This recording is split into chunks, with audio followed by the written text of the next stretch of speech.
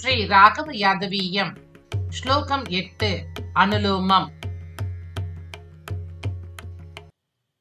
சாரசாசம தாதாக்ஷி பூம்னா Thomas சீதையா சாத்வசா விஹரேமே க்ஷேம்யரமாசுர சாரகா.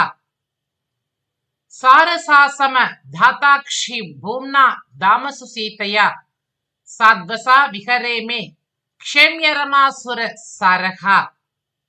இதை பிரித்து பொருள் கொள்ளும் பொழுது சாரசாசம தாத்தா அக்ஷி பூம்னா தாம அசௌ சீதையா சாது அசௌ இஹரேமே க்ஷேமே அறம் ஆசுர சாரகா.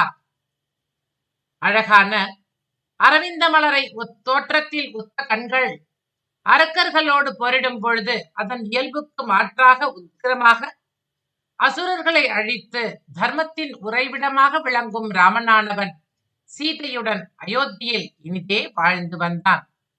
பெருமானின் திருக்கண்களை வர்ணிக்கும் பொழுது திருமழிசை ஆழ்வார் நான்முகன் திருவந்தாதியில் இவையா பிளவாய் திறந்து எரிகான்ற இவையா எரிபட்ட கண்கள் இவையா எரிபொங்கிக் காட்டும் இமையோர் பெருமான் அரிபொங்கிக் காட்டும் அழகு என்கின்றார்.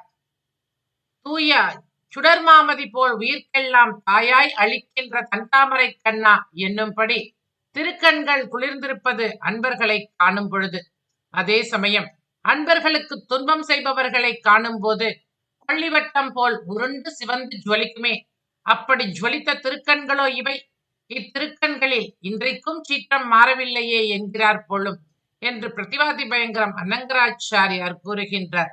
அதையே கவி வெங்கடாத்வரி அரக்கர்களை அழிக்கும் பொழுது தாமரை போன்ற அழகிய கண்களா இப்படி உக்கிரகமாக மாறிட்டு என்று ஆச்சரியப்படுகின்றார். சாரசாசமதாதாக்ஷி பூம்னா தாமசு சீதையா சாத்வசா விஹரேமே க்ஷேம்யரமாசுர சாரகா.